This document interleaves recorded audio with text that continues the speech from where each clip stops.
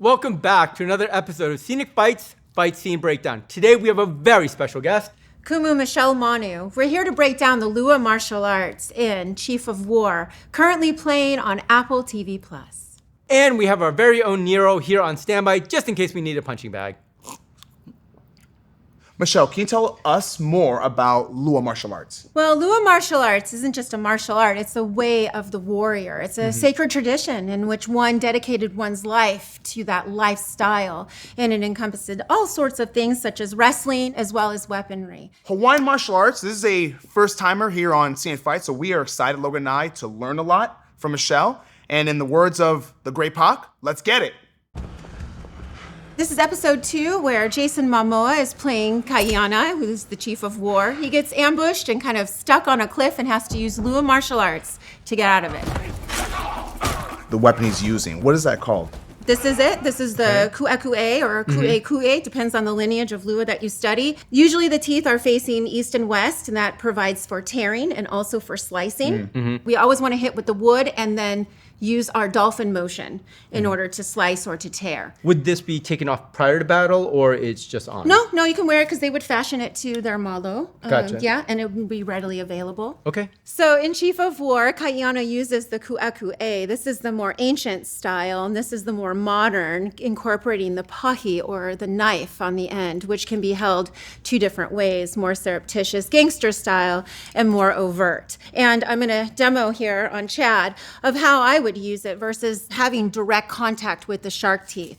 So if Chad throws something here and I come in with my flower or my io, and instead of directly striking with the shark teeth, I want to hit with the wood and then use my wrist. Or same, he comes in with the other arm, maybe I come outside. Instead of punching straight, maybe I come down a bit, or maybe I come up. So I can come up and inside right here, slicing. So slicing, jab, slice upward. Thank you for trusting me. No worries. Okay, Yeah. so maybe I can come down this way. I'm gonna loop around here, come straight down, and I take out his ankle. So there's different ways of using the ku'e. Oof, yeah. Oh, that's not good. Dodging. Nice hold on the neck. In grappling arts, Brazilian Jiu-Jitsu, wrestling, submission grappling, a common term that's used is a 2-on-1 or Russian tie. And also in Lua, quintessential is this compression where we want to eat our opponent.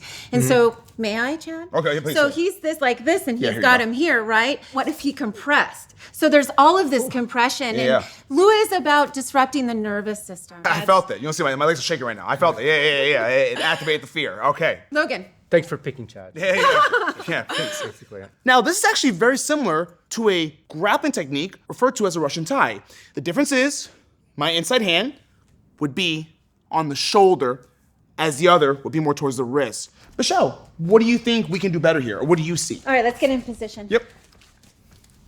All right, good. All right, Nara, how are you feeling? Good? Okay, so let's turn this into a little bit more Lua. So I want you to go ahead and do a bicep and make sure the teeth aren't facing. you, So I thank want you you. to pretend that his arm's not there. Got you.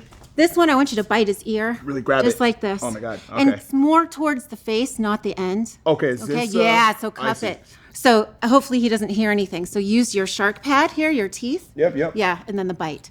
Wow, Okay, okay. good. Now I want you to compress. Yep. So go ahead and move the kane, the man in more. Good. Compress him down. Yep. Yeah, ready? Now I want you to pop his knee or his leg with your left knee. Okay, and so immediately swing A. it forward. Yeah, there it is. And sit. 1, 2. 2. Take away his airway. Good. Now I want you to punch. Ooh, yep. With the wood and slice all the way up through his face. So 1, 2. Yeah, so Oh my here God. and slide. And punch, Yep. slice. That's right. Wow. And that's how we do it in Lua. Again, punching with the shark teeth. Here we go. Nice. He could have filleted him there. Now, quick question. On these type of slashes, you had said filleting. A fillet is a really clean cut. I would assume that these are not going to be clean cuts, or are they going to be clean It cuts? depends the intention of the warrior, right? I'm not going to dig in here with all my might. I'm going to come in and I'm going to make sure that a it's wrist enough. motion. It's Oh a my. wrist motion. Okay. So that's a very great question. So- and a lot of torn t-shirts. Yeah. So you could actually have a clean cut with that? You could, yeah. Okay, all right, good to know. Okay, so yeah, getting rushed. This is a part here he could have filleted the leg as he was rolling.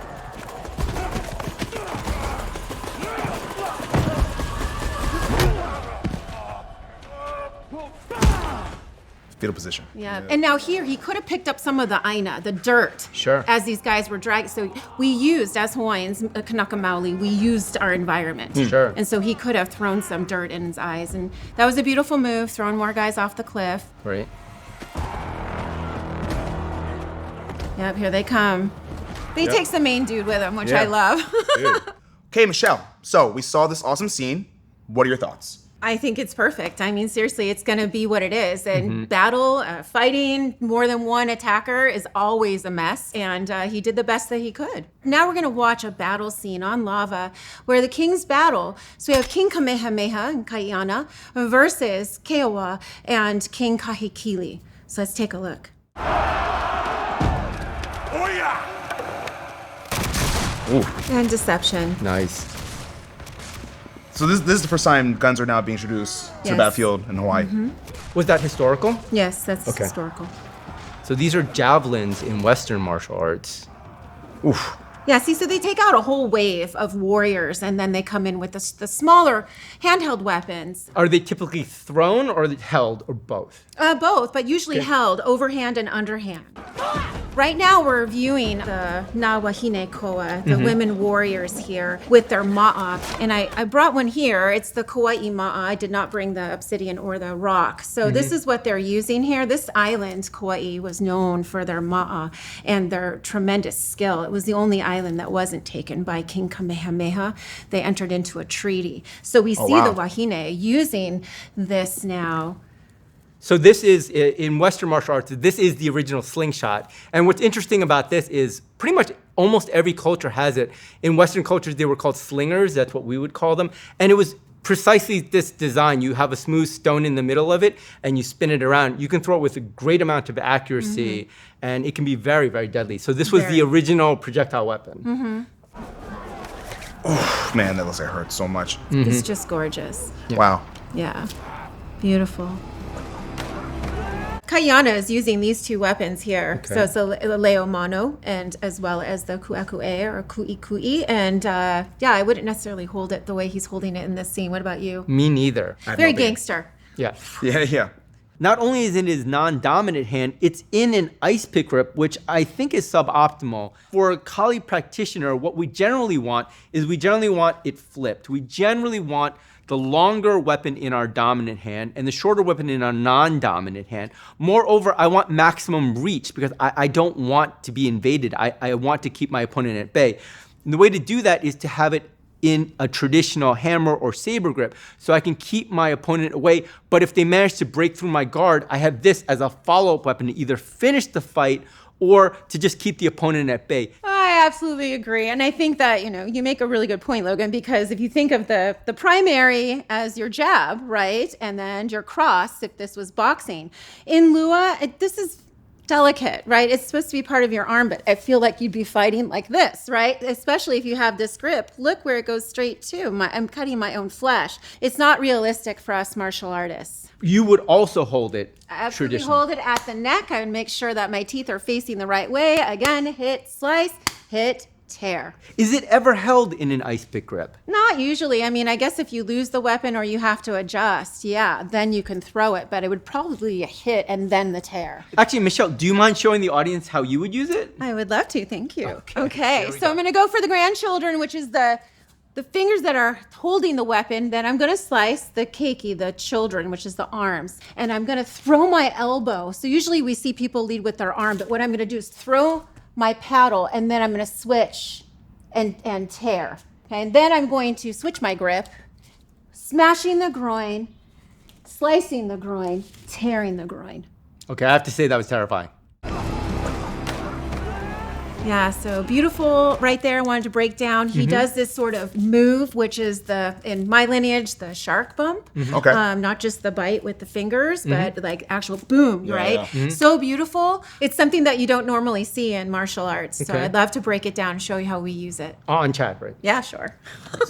Chad's gonna attack, and I'm gonna come in and close the gap, and immediately I'm gonna throw my shark bump. So it is my body. It almost looks like tackling. It's a really strong technique. What attacks would you follow up with it? Oh, there's so many, Chad. Yeah, so okay, good. Let's do it again. Attack. Going slow? So I come in and I'm closing the gap here. Here's my bump, but then immediately I'm gonna come here and maybe do some sort of technique like that. There's also one where I would probably use the pulele hua. So here, and then immediately.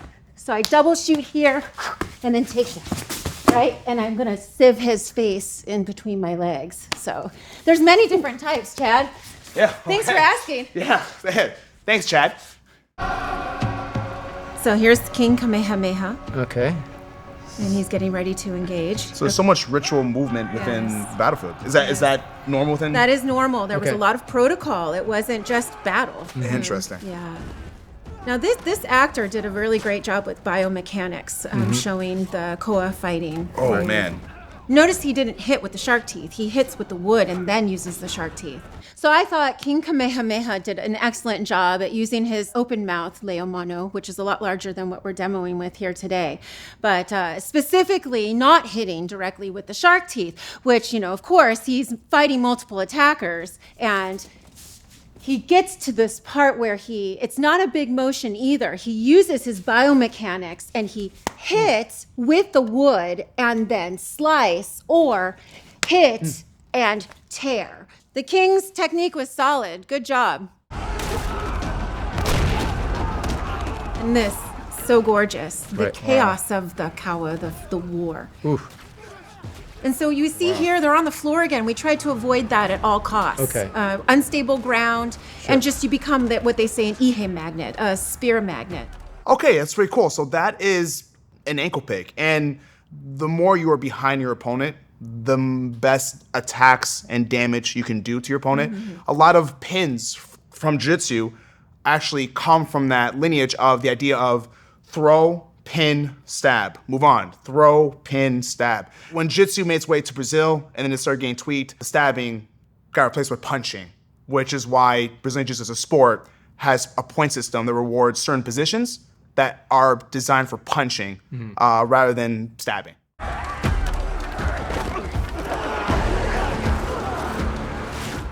My goodness. So this, and that, oh my. Yeah, that's pretty brutal.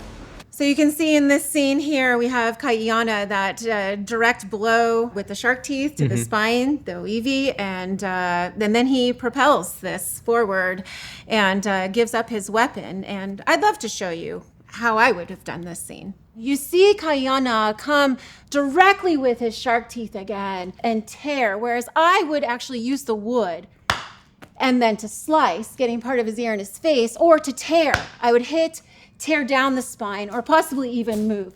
The benefit of that is because I won't wreck my weapon. It's very important that I keep every tooth intact during the entire battle. And then we see Kaiana step up and throw his weapon, right? And while that's highly unlikely, it is possible that some of the warriors did use their weapons as projectiles. I just wouldn't.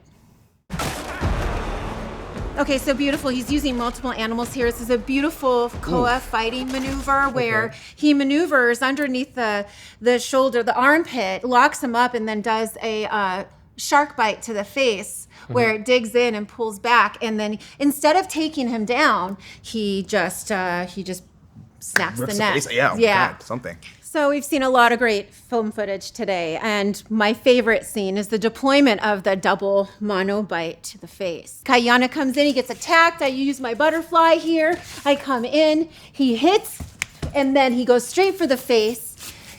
This is where we set up here. I've got my jaws, I've got my teeth, I've got my elbows, my hock in, and I'm sitting, and this is where he does the sprain. But I'm gonna take Nero down. And this is where I finish him. So we're now in darkness. So Yes.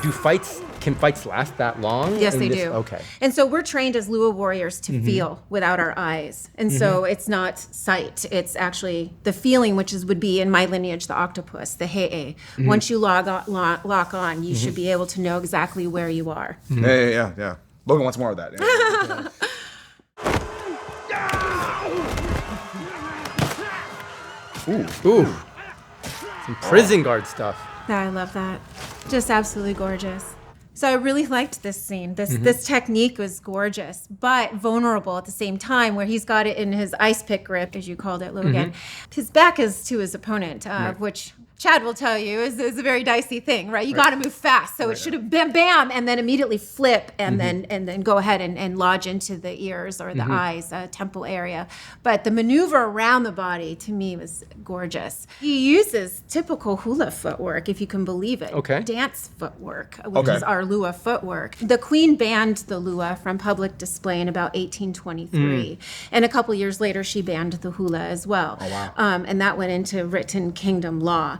And so for those periods of time of banned public display, because it made the visitors feel uncomfortable, it went into the hiding in the hula. And so you got to see a lot of the practitioners practice outside of the city where the eyes were watching, and they still were able to maintain some of that. And that specific maneuver that he uses and maneuvers around his opponent, we're so used to wanting to move them, but he maneuvers, which is just absolutely gorgeous. So I actually love this technique that was done. These are movements and maneuvers that we would say that are put into a full technique, or an ai, which also means to eat in Hawaiian, which is interesting. I'm going to eat Chad in a minute. So I'm using a pahoa, which Kaiana is using a Merlin bill from what I can see. I could be wrong, but I don't have one today. So I'm using my pahoa. So we're going to set up here, and I'm going to get attacked like Kaiana. I'm going to do my shark bump here to set up and make room. I'm going to do a double stab here, flip my grip, try to go through the ears. We're going to be safe here. And I'm going to lock it here and compress. And then I'm going to step around with my hula foot movement, and this would signify the tear. And that's what Kaiana did. Fantastic footwork. Good job. And were women commonly on the battlefield? No, they were not. They were not. No, they were not. They were used in different ways. Okay. They were present. I see. Okay. Yeah, they I see. gained entry to spaces that the best male warriors couldn't gain access to. I see. Makes sense. But we do have record of a couple of wahine that were on the battlefield. Were the slingers typically not women then? No, I mean, mostly women use the sling. Okay. Okay, They so also love the ka'ane and the pikoi, which is more of a lasso. Experts in that, as well as the hair pick. Gotcha. And poisons. Can't forget poisons. So that was a super cool scene where Wahine Koa, a female warrior, is using her ma'a without her stone, her puhaku, as a strangling cord, so a ka'ane. So I would love to show you this, and also some of the compression that was missing from this scene. This is a kawaii sling, only what I saw and what this technique we just looked at was the ka'ane. Ka'ane means to strangle, right? Not choke. That's an internal event. Strangulation is external. So these are two different ka'ane. So we would use this wood to actually hit certain parts of the body, okay? But I'm going to use the ma'a as the na wahine koa just used. We're going to reenact that last scene we just saw here. She comes in, she throws a right punch, and then she wraps with the left and sets up for the throw, which that's too much room for me. Ultimately, she gets stabbed, right? We need to move quickly, especially as wahine koa. What I would do is actually keep it shallow. If Nero comes in and I'm able to block, then I'm probably gonna do this here and take him straight down like that and finish. So with a choke, a punch and a pull, which you can't really see. How you doing, Nero? Come on up. We're gonna do that again on this side. Maybe a different way. He throws a punch, then I'm gonna come out here, maybe here, punch pull. Logan, hey, how would you use this weapon? So this is a sling, but it's used as a European garrote. The way Michelle used it, watch, if I actually get this around Nero's neck and I pull back, he's just gonna walk back. There's no problem here. So Michelle used her hip to block. Note that you can also use your knee to block and still get a lot of leverage in there. So Michelle, what do you think of the Lua martial arts shown in Chief of War? Chad, it's remarkable. It's remarkable to actually see it as a whole, collectively. Multiple weapons, men and women. It's about survival. What is your grade for the scene? A-, for sure. A-. There it is, folks. A-. To see more Lua, check out Chief of War on Apple TV+.